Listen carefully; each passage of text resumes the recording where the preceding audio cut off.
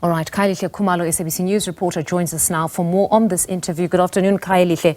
A wide-ranging interview that you had with Venancio Mondlane. Let's start with the Angola situation there. He was barred entry. Why exactly? Well, certainly it was quite a debacle, Mfundo, where you had so many of these opposition leaders, including former Botswana's president, Ian Khama, including Mr. Venancio Mondlane, and many other leaders from Tanzania and many other parts of the continent. So essentially, it was part of UNITA's 59th anniversary, but also working with the Brent Hess Foundation and many other pro-democracy groupings in the continent. So far, the reasons really are quite unknown, but from what they were told, it was about the visa issues, but obviously they've really rejected those claims. In fact, Mr. Mondlane said it was quite embarrassing because Angola should be a leading country when it comes to democracy in the African continent. The current chairperson of the African Union is the Angolan President João Lourenço. So by all means, the expectations were fairly high for them to be allowed to go and have these opposition parties engagement, especially when you're talking about the issues of democracy and many other issues as well. He dismisses issues around visas. So all documentation, pardon me, was in place, according to him.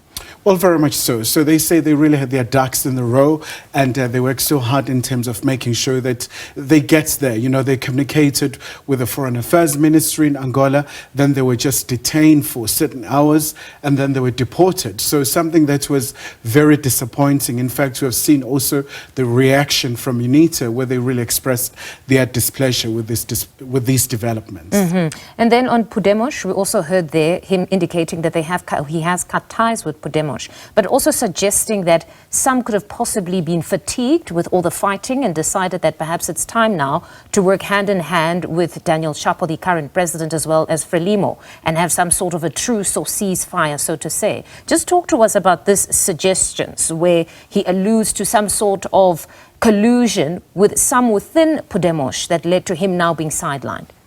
So certainly did lose faith to PODEMOS, especially because we saw that during the course of the swearing in of the new MPs, he did not attend that particular ceremony. He boycotted the event, but some members of PODEMOS, they were part of the event, and just the analogy that he's using there, saying that, well, they chose the salary and he chose the people. So he's going to continue the struggle, especially because he talks about a very volatile political environment in Mozambique, where you still do have these sporadic incidents. It might be fairly quiet, where, just a movement between South Africa and Mozambique, everything appears to be fine, but you do have a pockets of incidents where so much is still happening in Mozambique, but also the extrajudicial killings that are happening. But obviously, quite a lot also has to be tested with the Mozambican authorities, whether are they investigating these cases. But he talks about a country where lawlessness and political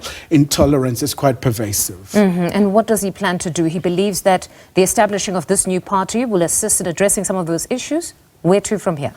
So precisely. So he's saying he's going to start this new political party as a vehicle in terms of addressing the issues facing Mozambicans, whether you talk about unemployment, fixing the economy, dealing with the issues of instability, especially in Cabo Delgado, where you still do have the concern around instability, but also really just talking about the disappointment in terms of really just a response from Mozambique itself, especially because there has been a lot of promises and commitment made by the current authorities. For example, during the course of the working visit here in South Africa, President Daniel Chapo of Mozambique spoke about having this pact with opposition parties. But once again, talking about being sidelined, especially when you look at even like the results that were validated by the Constitutional Council, where they said he was a second-ranking politician in the country in terms of those results. So he feels that he has been really sidelined